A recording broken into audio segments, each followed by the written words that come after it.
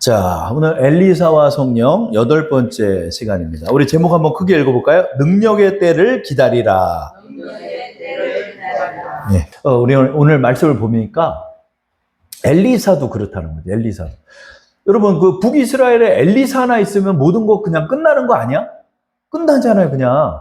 우리 지금껏 우리 엘리사의 사역을 보면 뭐 눈을 멀게 하지를 않나, 금도끼와 은도끼처럼 도끼가 물에 뜨지를 않나, 또 동물의 이렇게 되었던 국을 또 정화시키질 않나, 또 여리고 성을 고쳐주질 않나, 죽은 아이를 살리질 않나, 또 100명의 제자들을 먹이질 않나. 먹는 거, 입는 거, 고치는 거, 살리는 거 다 하잖아요. 근데 오늘 말씀을 이렇게 보면 엘리사가 없는 것 같았고, 이 사건만은 아무 일도 일어나지가 않는 거야. 그쵸? 그래서 우리가 지혜를 좀 배워야 할 게 뭐냐면, 지금 우리가 항상 초점이 뭐죠? 오후 예배 초점은 성령의 능력에 관한 말씀을 나누는 건데, 성령의 능력인데 아무 일도 일어나지 않는 때가 있다는 것을 기억해야 한다는 거예요. 그때는 어떻게? 견뎌야지. 그때는 견뎌야 되는 거예요. 그래서 이게 바로 오래 참음과 인내예요. 하나님께서 인내를 요구하는 때가 있다는 거죠. 우리 그 장면 한번 볼게요. 자, 아람이 쳐들어왔습니다. 아람이 쳐들어왔는데 얘네가 한번 당했잖아. 왜? 아람이 한번 쳐들어왔다가 눈 다 멀어가지고 한번 도망간 적이 있잖아요. 그렇죠? 그러니까 이걸 겪으니까 공격은 안 해. 공격은 안 하고 삥 불러가지고 진치고 못 나오게 하는 거야. 굶겨 죽이는 거야. 야야, 거기 들어갔다가 거기 그 선지자 하나 있는데 우리 또 눈 멀라. 그냥 요 밖에서 지키고 굶기자. 이러는 거예요. 그래가지고 사마리아 성을 삥 둘러가지고 몇 겹을 둘러가지고 공격은 안 하고 그냥 밖에서 버티고 있는 거야. 그 성 안에서 이제 아주 비참한 일이 일어나요. 엘리사가 있는데도 비참한 일이 일어나는 거죠. 우리 그 장면 볼까요? 열왕기하 6장 24절에서 30절입니다. 우리 한번 읽어볼까요? 이후에 아람 왕 베나닷이 그의 온 군대를 모아 올라와서 사마리아를 에워싸니 아람 사람이 사마리아를 에워싸므로 성중이 크게 줄여서 나귀 머리 하나에 은 80세겔이요 비둘기 똥 4분의 1일 갑에 은 5세겔이라 하니 이스라엘 왕이 성 위로 지나갈 때 한 여인이 외쳐 이르되 나의 주 왕이여 도우소서. 왕이 이르되 여호와께서 너를 돕지 아니하시면 내가 무엇으로 너를 도우랴. 타작마당으로 말미암아 하겠느냐 포도주 틀로 말미암아 하겠느냐 하니라. 또 이르되 무슨 일이냐 하니 여인이 대답하되 이 여인이 내게 이르기를 내 아들을 내놓으라. 우리가 오늘 먹고 내일은 내 아들을 먹자 하매 우리가 드디어 내 아들을 삶아 먹었더니 이튿날에 내가 그 여인에게 이르되 내 아들을 내놓으라. 우리가 먹으리라 하나 그가 그의 아들을 숨겼나이다 하는지라. 왕이 그 여인의 말을 듣고 자기 옷을 찢으니라. 그가 성 위에 지나갈 때 백성이 본즉 그의 속살에 굵은 배를 입었더라. 아멘.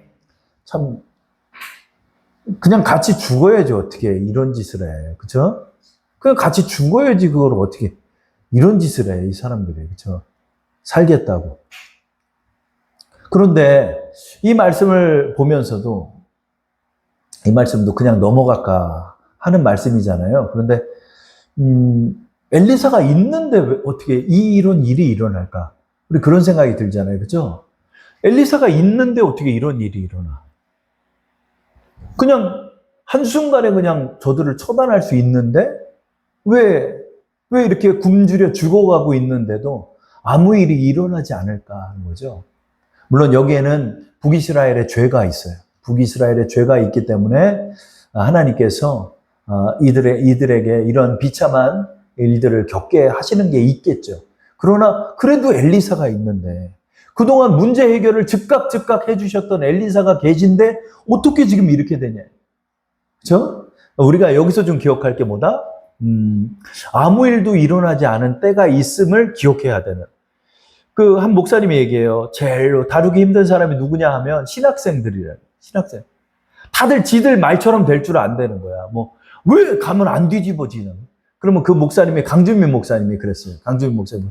네가 나가서 한번 해봐. 네 말처럼 그렇게 쉽게 되는 건지 한번 해보라고.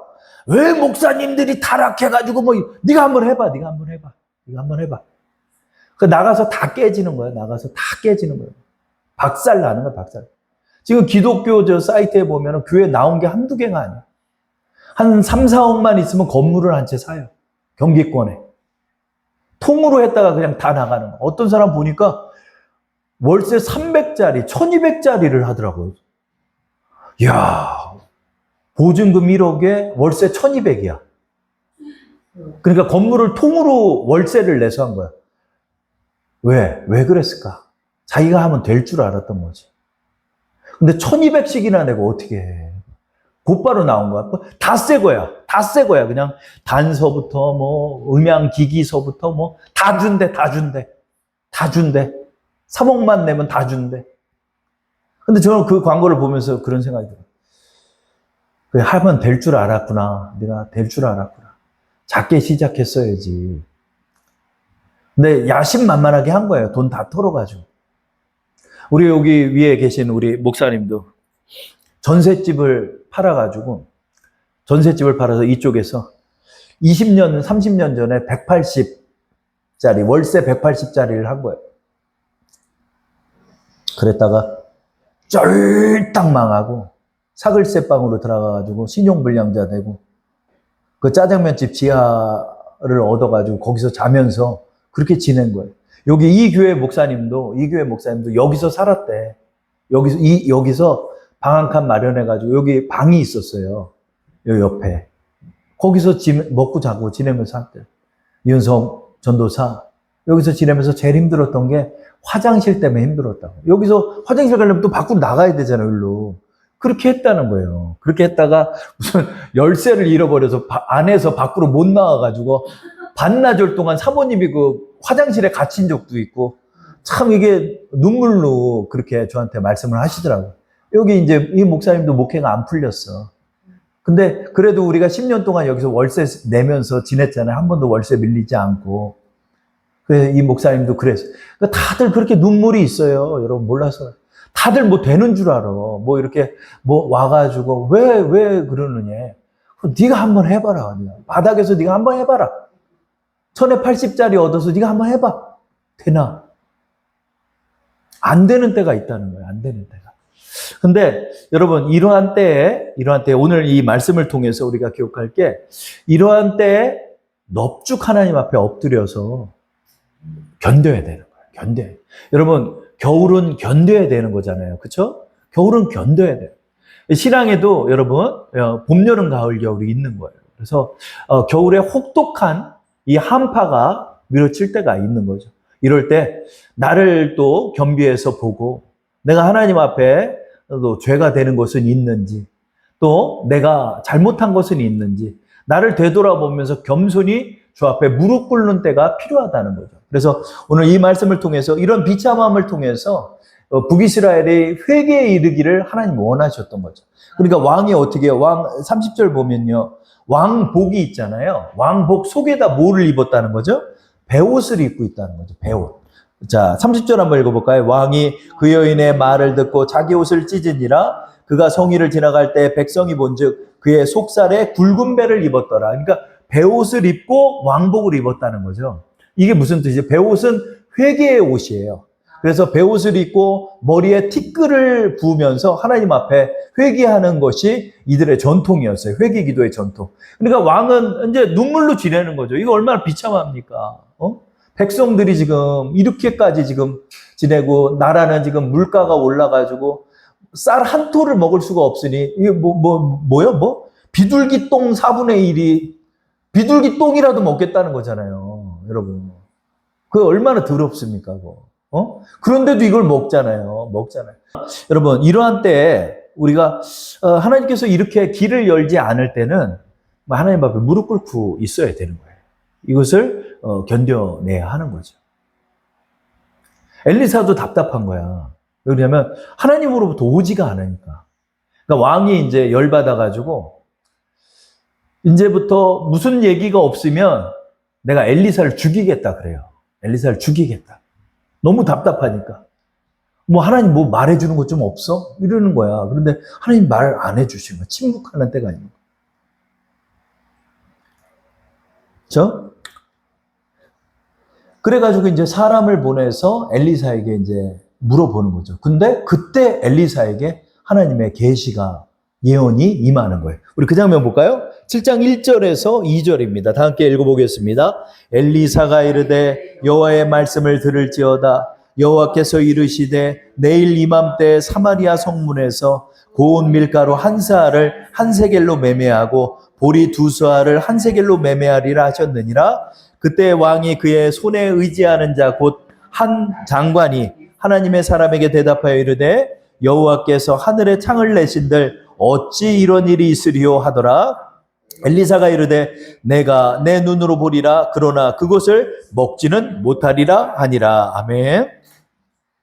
그러니까 이 말이 뭔지는 몰라도 이제 물가가 안정이 된다는 얘기잖아요. 그러니까 회복될 것이다 이렇게 말을 하는데 그 옆에서 듣고 있던 장관이 하늘에서 문이 열려가지고 곡식이 떨어진들 이런 일이 일어나겠습니까? 지금 우리가 지금 굶어 죽은 게 몇 달째인데 이런 일은 일어나지 않습니다. 그랬더니 이런 일이 일어날 텐데 너는 그걸 못 볼 거다. 이렇게 예언을 하는 거죠.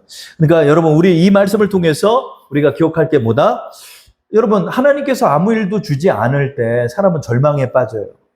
저도 수없는 절망에 빠지고 수없는 낙심에 빠졌던 13년이었던 것 같아요. 그러나 여러분 이런 가운데서 이런 빛이 보이지 않는 가운데서도 어떤 것을 잊지 말아야 된다. 저로 한번 따라할게요. 능력의 때는 기다려야 한다. 능력의 때는 기다려야. 여러분 하나님께서 문을 열지 않아요. 하나님이 문을 열지 않는 거야. 문을 열지 않으실 때는 어쩔 수 없지 뭐. 그런 우리가 견뎌야지. 그런데 내가 고난을 겪고 있다고 그래서 비전도 포기해서는 안 된다는 거예요. 비전을 포기해서는 안 돼. 내 마음속에 소망은 간직하고 있어야 돼. 그 때를 기다리며 그 소망을 간직하는 자가 돼야 한다는 거예요. 능력의 때는 반드시 임하기 때문에 그 능력의 때가 임하는 것을 성령의 사람들은 기다려야 한다는 거예요. 엘리사는 기다리고 있었던 거예요. 기다린 거예요. 근데 하필 왕이 물어보러 전령을 보낸 그때 하나님의 계시가 임한 거예요. 내일 이맘때 임할 것입니다. 이게 어떻게 이 말을 했지? 왜 그동안은 가만히 있다가 왜 지금 얘기하는 거예요? 지금 임했기 때문에 이 말을 하는 거예요. 내일 일어난다는 거예요. 근데 오늘까지 몇 달째, 몇 년째, 몇십 년째 안 되는데.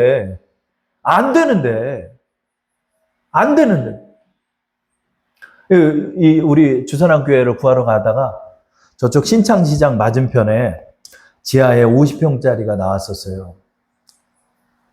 그래 거기를 이제 갔는데 재주가 많은 목사님이더라고 보니까.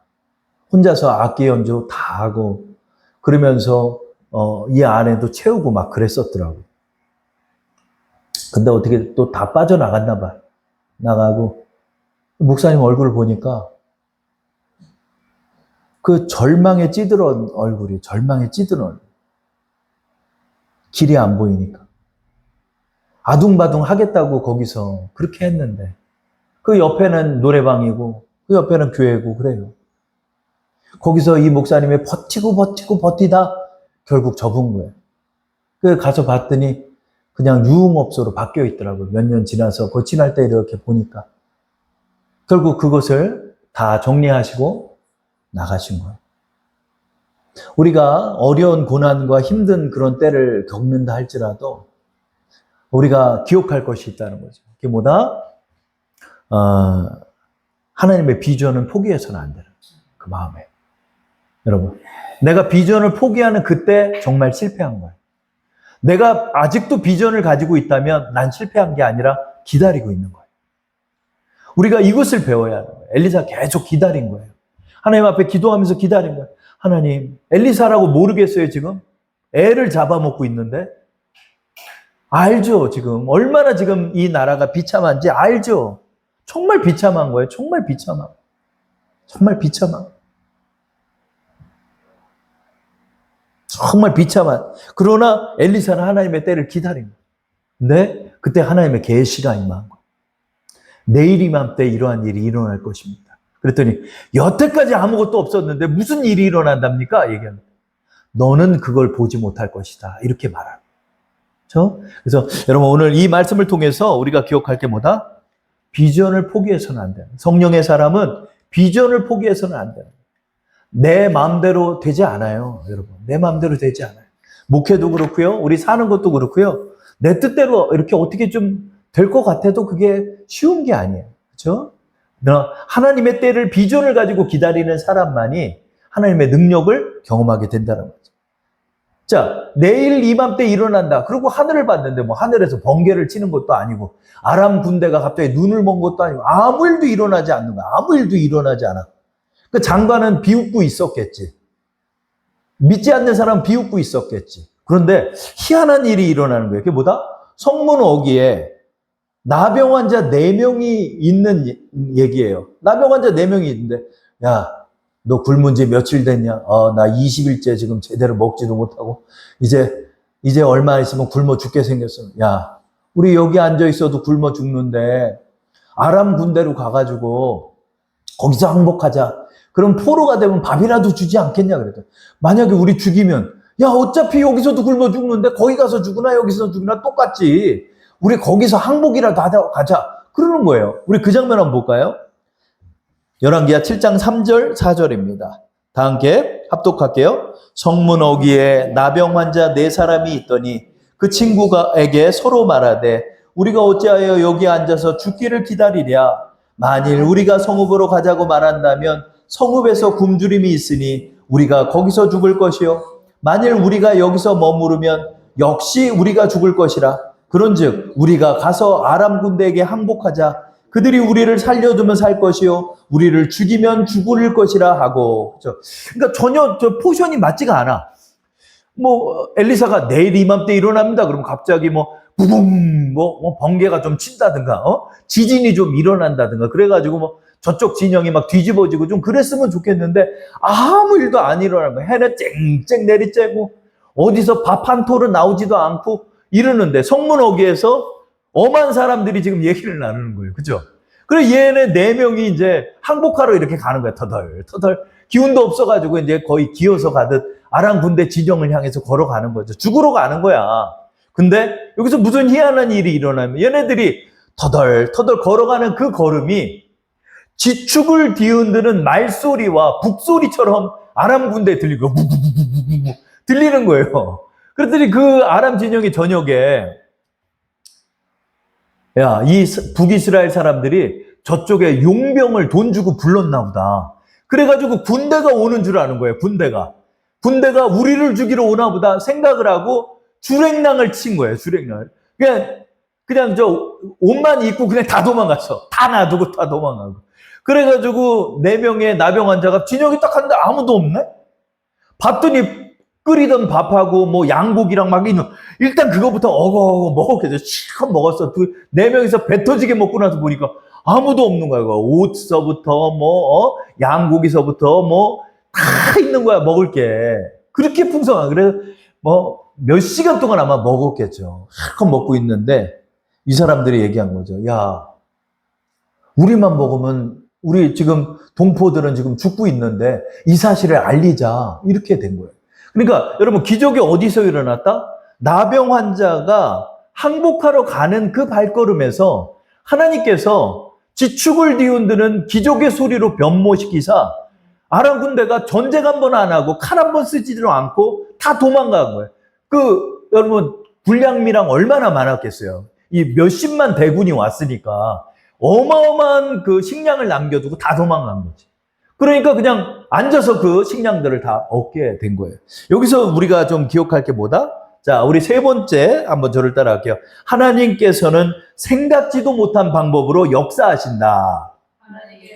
생각지도 못한 방법으로 역사하신다는 거예요. 여러분 비전을 포기하지 않은 사람에게 하나님께서는 내가 생각하는 ABC로 인도하지 않아요. 하나님은 내가 생각하는 ABC로 인도하는 게 아니에요. 내가 이렇게 하면 이렇게 되겠지? 아니야. 전혀 그렇게 이루어지지 않아. 근데 전혀 생각지 못한 방법으로 하나님 역사하시는 거예요. 그래서 하나님의 인도의 추이를 지켜볼 필요가 있는 거예요. 내가 하나님 여기다 맞춰주세요. 이렇게 기도하면 그 사람 미련한 사람이에요. 하나님 이 문제를 하나님의 방법으로 역사해 주세요.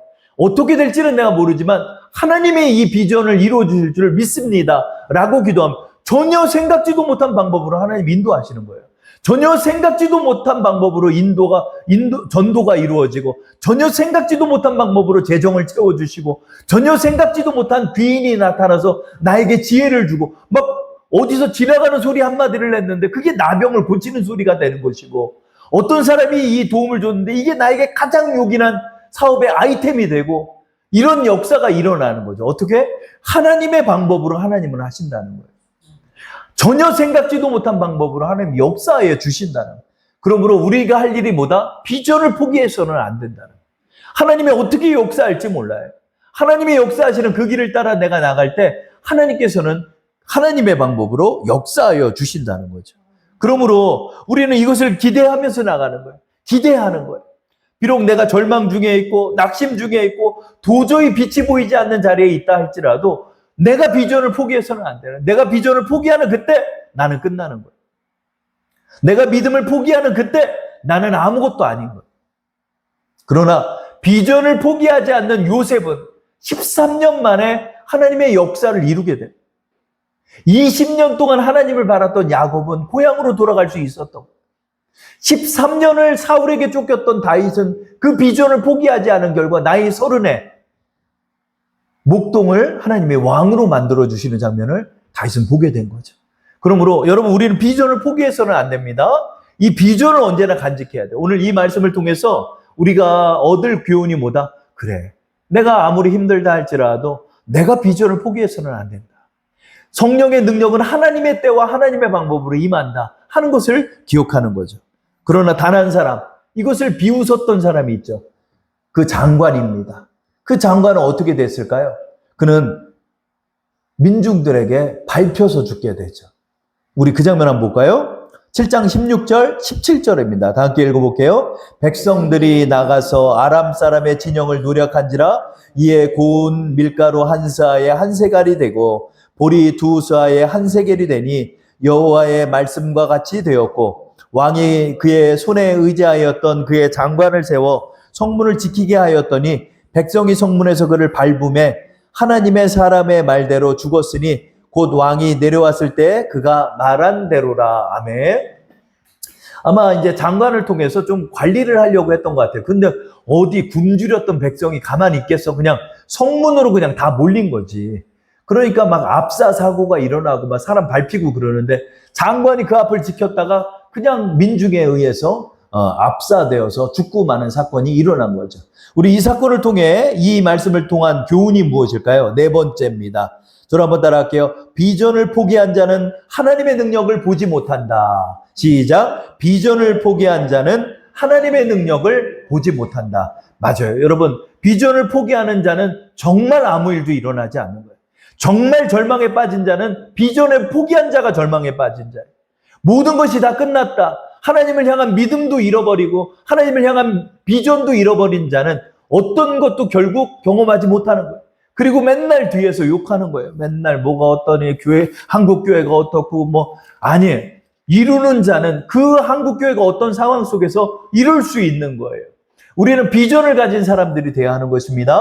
우리 주사랑교회는 그런 교회가 돼야 합니다. 여러분, 어떠한 절망 속에서, 어떠한 낙심 속에서도 하나님의 능력은 반드시 임하기 때문에 여러분, 그것을 우리가 기억하는 거예요. 그래서 오늘 이번 우리 80주년 우리 본교회를 보면서 제가 그걸 배웠어요. 그거를 이겨낸 거죠. 저는 그걸 봤어요.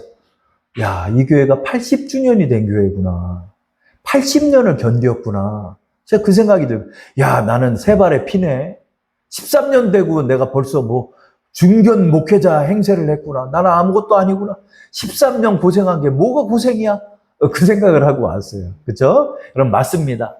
견디는 자가 이기는 거예요. 끝까지 견디는 자가 이겨요. 저를 한번 따라할게요. 끝까지 견디는 자가 이긴다. 끝까지 견디는 자가 이긴다. 여러분, 이 비전을 절대 포기하지 마십시오. 하나님께서 여러분을 갈고 닦으시고 또 연단하셔서 여러분을 정금같이 내시기 위하여 이런 고난의 때를 우리는 겪는 것입니다. 우리 이 비전을 포기하지 말고 우리에게 주신 사명 잘 감당해서 20주년, 30주년을 맞이하며 하나님의 영광을 보는 우리 주사랑 성도 되시기를 축원합니다.